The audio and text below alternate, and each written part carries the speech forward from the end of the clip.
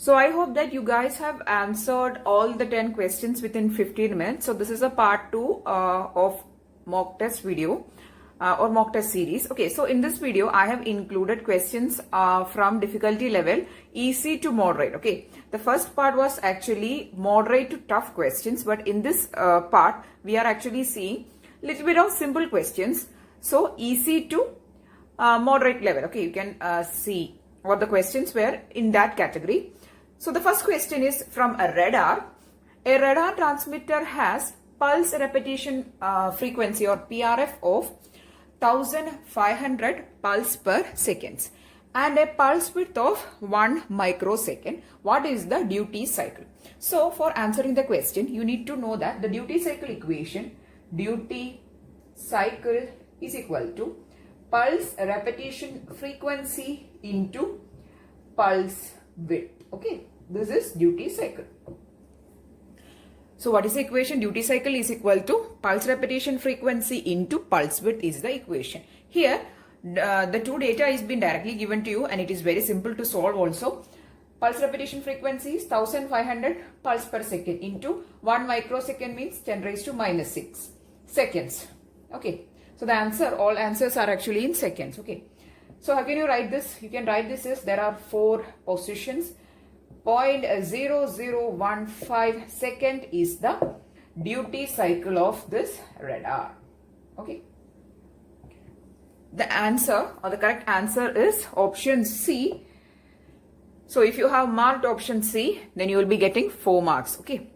Some people are actually commenting below that the marks they have obtained. So I am requesting you. So if you are practicing this technical assistant question papers, or if you are interested in that is attending mock test, please do mention your mark also, okay, so that it is actually it is a motivation for others also to try these mock tests and examinations to improve themselves. So please do mention your marks if you're getting good marks. Okay, so next question is, a Mealy state machine output depends on dash. So I have done a lot of videos on sequence detectors because I was actually receiving a lot of requests to do sequence detectors or state machines type of videos I have done. So if you don't know anything about state machines, I'll just give you a gist or a brief. State machines can mainly classify as 2 categories, that is Mealy and Moore machines. Okay. Now, Mealy machines are machines in which, okay, we'll first talk about Moore machines. Okay, Moore machines are actually state machines in which output depends only on the state. The output is only depending on the state is called Moore machine. Whereas in case of Mealy machine, the output is depending on state, also inputs. So this is the answer for this question. And if you want to study more about finite state machines or state machines, I'll share the basic video in the description. Okay, so please check it out. I have explained in a simple, very simple words or simple explanation I've given in that video for what is actually Mealy structure, what is actually Moore structure, so that I don't need to explain in this video also. Please do watch it. Okay, very simply I have explained. So just know that for Moore machine, your output is depending on that state. So if this is a state A, inside that A, actually we'll write like this. If there is a state A, consider, then we write it as A bar 0 or 1. That will be the output. This 0 or 1 is actually the output of this particular state. Okay, that is a case of a Moore structure. Now for the case of Mealy structure, output depends on that state plus the inputs coming to that state. Both these factors affects the output value. Okay, so the answer for this question, I'll read out the options. A, state and outputs, no. B, inputs, C, state, D, state and inputs. So a Mealy state machine's output depend on state and inputs is the answer. Correct answer is option D. Okay, so please mark this down also. It will be useful for last time referring or notes. Okay, so that's the first 2 questions. So the first question is from radar. This question is from digital electronics. Second question is from digital electronics.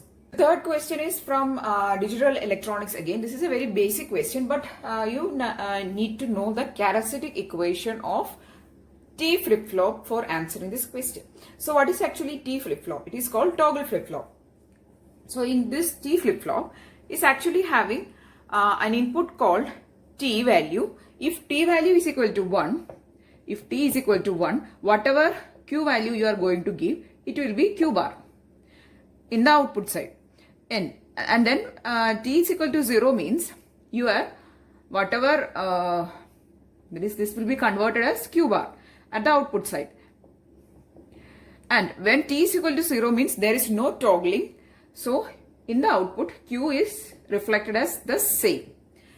So this is actually the working of a toggle flip-flop. Just know that when toggle value is equal to 1 means you actually need to toggle whatever value you are going to give into the input at the output side. So if toggle is equal to 1 and we are giving 1 as input means output will be 0. Or if 0 is given means your output will be 1.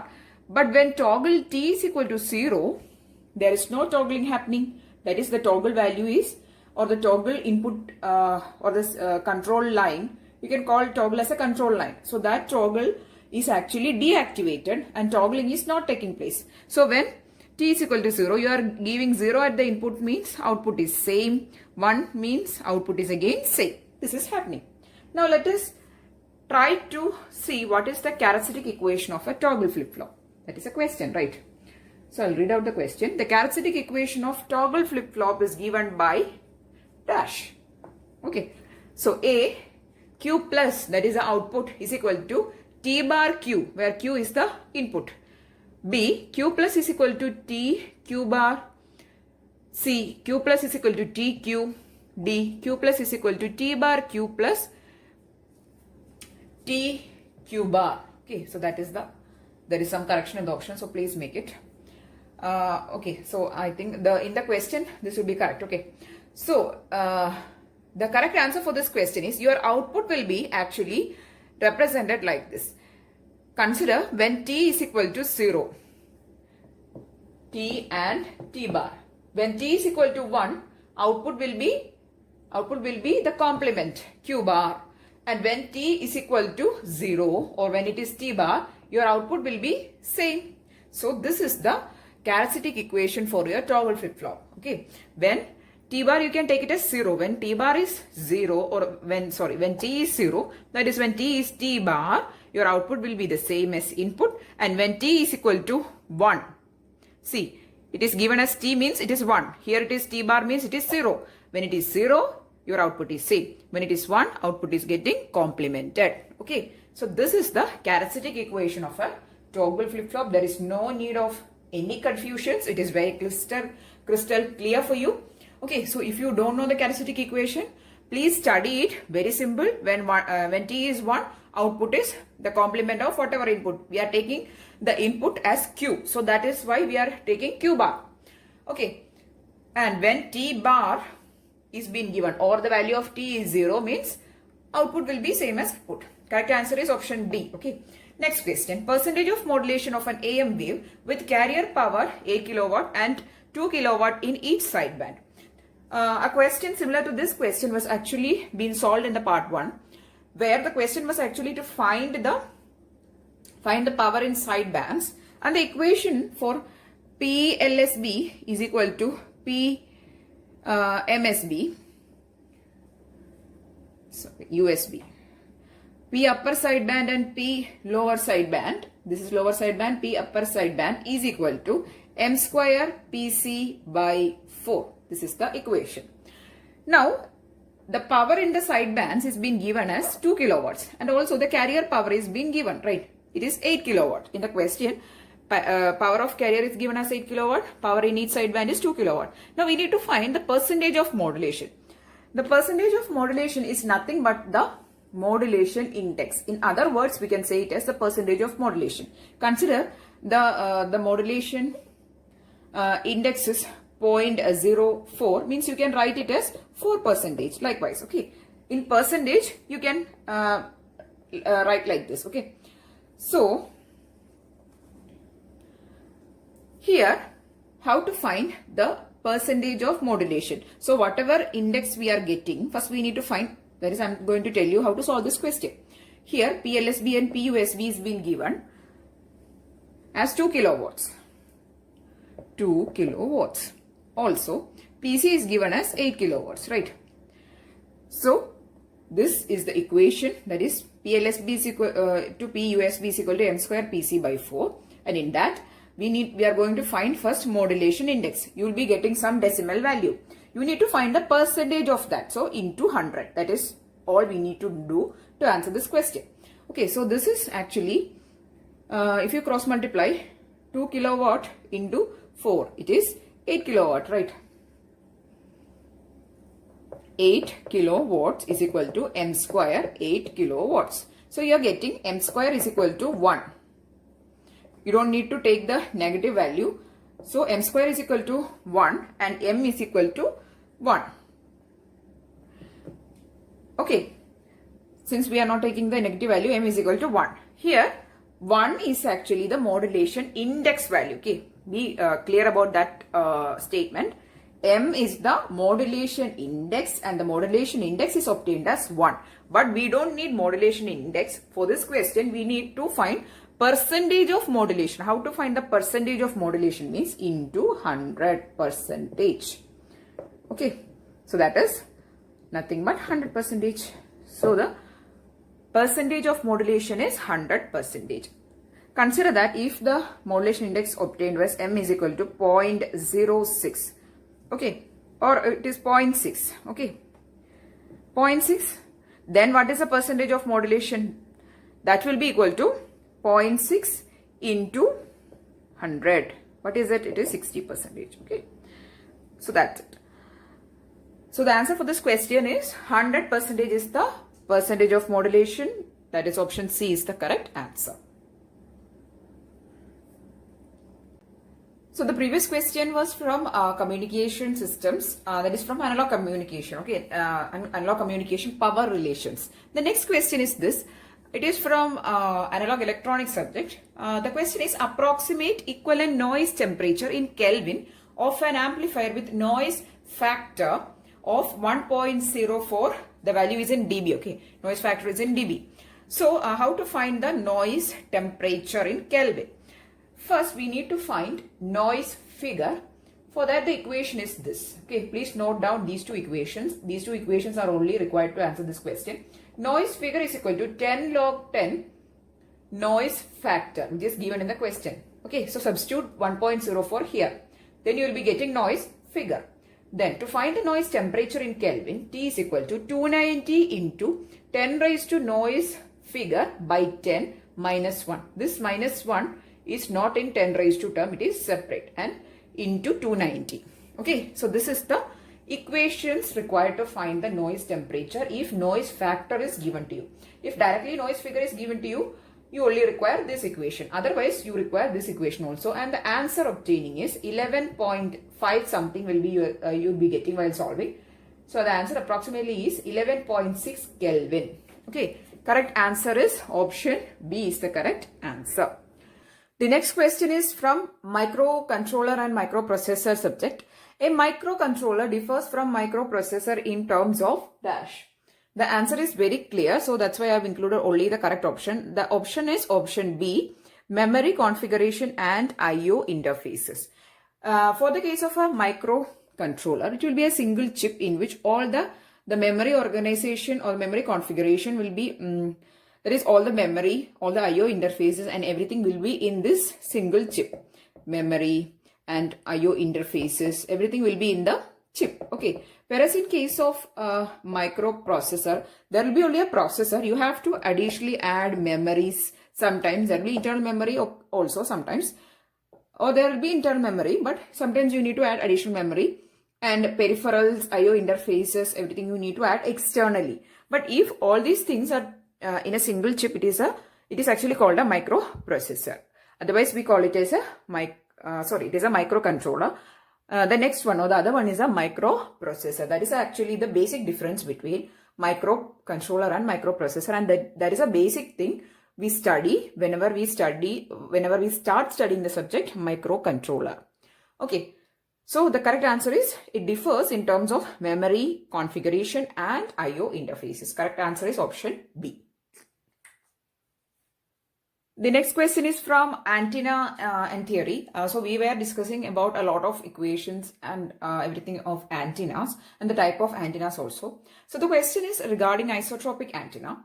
The directivity of isotropic antenna is dash. So an isotropic antenna, while discussing the types of antenna in that video, I've talked first about the isotropic antenna itself. It is actually having radiations uniformly in all directions. Okay.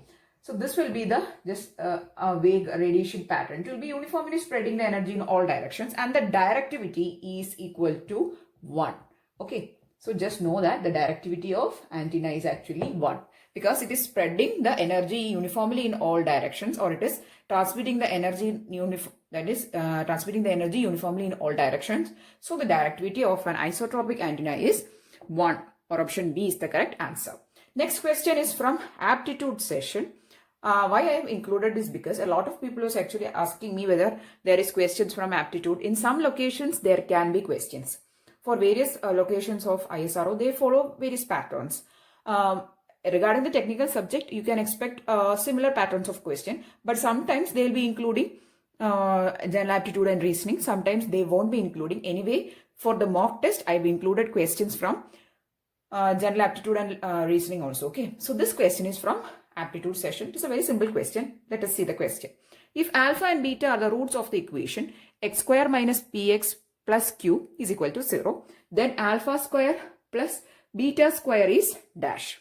Okay, so the equation, the quadratic equation is x square minus px plus q. And we need to find what is alpha square plus beta square. So first we will find alpha plus beta the whole square. And what is it? What is its equation? It is simply a plus b the whole square, right? So it is a square plus 2ab plus b square, right? That is equation. So a plus b the whole square, it is alpha plus beta the whole square is alpha square plus beta square plus 2 alpha beta, right? Why I have written these two terms together is because the question is alpha square plus beta square is dash. So I can take the remaining term to this side. That's why I have written these two terms together. Okay. So we'll keep this term here. We take this one to this side and we can write, I'll write it above. Alpha plus beta the whole square minus 2 alpha beta. Right. So this is actually your required expression. But if you see the options, it is given in terms of P and Q. So what is actually the sum of roots? What is the sum? It is P. So whenever we are solving a quadratic equation or an equation, this is the sum term. This is the product term. That is the sum of the two roots will produce a minus P and the product of the roots will produce a Q. That is a concept, right? So the sum, what is it? It is minus P whole square minus 2 alpha beta is alpha into beta is product. So that is Q. So it is P square minus 2Q is the expression for alpha square plus beta square. Okay. So the answer is alpha square plus beta square is equal to P square minus 2Q. I hope you have understood how to solve it. So we need to find the squares, the sum of the squares of the roots alpha and beta, where alpha and beta are the roots of this equation. So first we will find an expression for alpha square plus beta square in terms of alpha and beta itself. And while solving these terms, we'll get this term as P and this term as Q. So we'll put it minus P and Q. So if you solve it, you will get the answer as P square minus 2Q. The correct answer is P square minus 2Q is the correct answer, which is option C is the correct answer. The next question is actually from a digital modulation. Okay. So the question is the modulation usually used with digital data is dash. The question is very direct. What is actually a digital modulation from the given option? That is the question in simple words. Okay. A. FM. Is FM a digital modulation? No, it is a analog modulation. B. AM? No. SSB? C. SSB, it is single sideband modulation. It is a variant of analog amplitude modulation. Okay. First one is frequency modulation. Second one is amplitude modulation. Third one is single sideband modulation.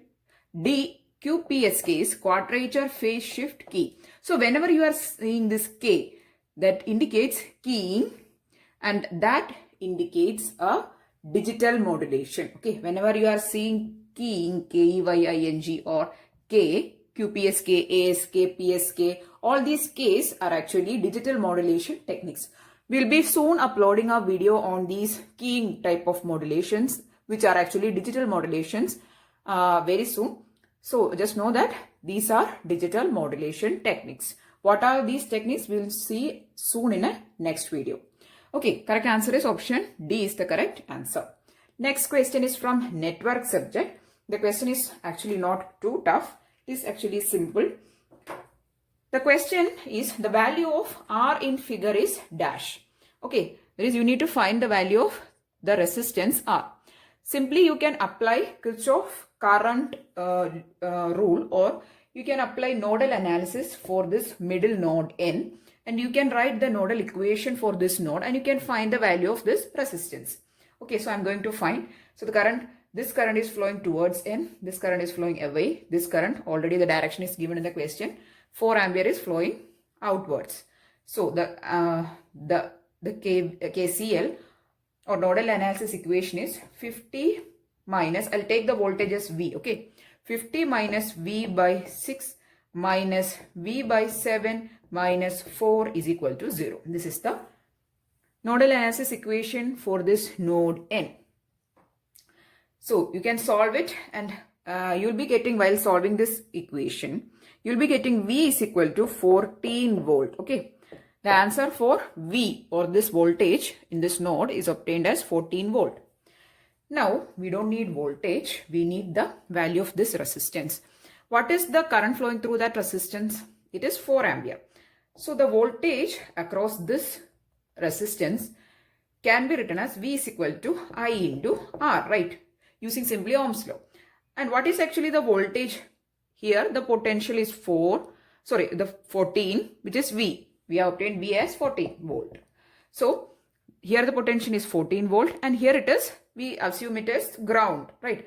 So, here potential is 14, here it is ground. So, what is the potential across this resistance R? It is 14. So, 14 volt is equal to, what is I? Current flowing is 4 into R. So, from this, we can solve for R as, R is equal to 14 by 4, and the answer obtained is 3.5 ohms is the value of the resistance. Correct answer is option A is the correct answer. So this is a very simple network analysis question in which you have to apply Kirchhoff current rule, or you have to apply nodal analysis. Okay. I have included all questions from easy to moderate level in this video. So that's why I've included this type of actually simple network question. But in question paper, you can expect little more difficult ones also. Sometimes there may be.